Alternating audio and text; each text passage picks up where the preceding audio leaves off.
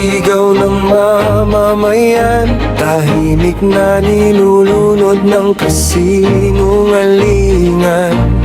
Mga pangakong ginto sa kampanya, pag-upo sa pwesto'y nakalimot na. Kapangyarihan at perang sinasamba nila,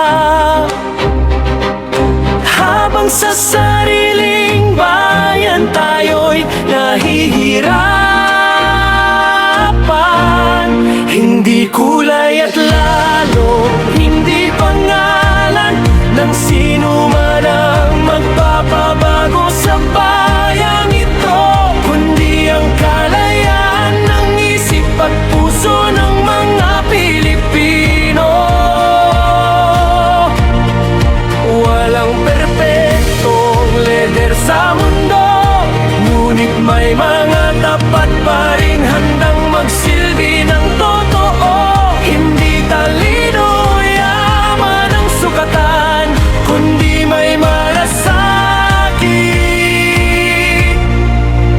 sa bayan.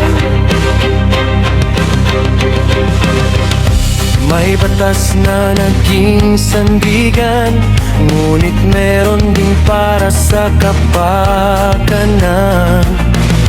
Yang iilang naghahari sa lipunan, nagkawatak-watak ang sambayanan. Dahil sa politikang ginawang digmaan, hindi ito nararapat sa bansang likas sa yaman. Maging maka-Pilipino tayo, walang takot at walang nagpapaalipin.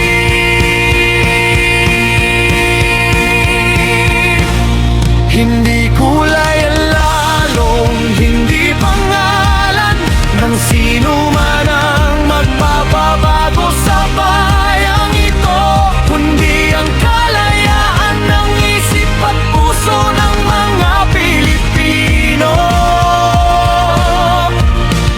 Walang perpektong leader sa mundo, ngunit may mga tapat pa rin handang magsilbi ng totoo. Hindi talino, yaman ang sukatan, kundi may malasakit. Pagbabago'y hindi lang sigaw, kundi pagkilos ng pusong tapat at diwang tunay na nagmamahal. Ang bayan ay nasa kamay natin, at hindi sa mga sakit na naghahari.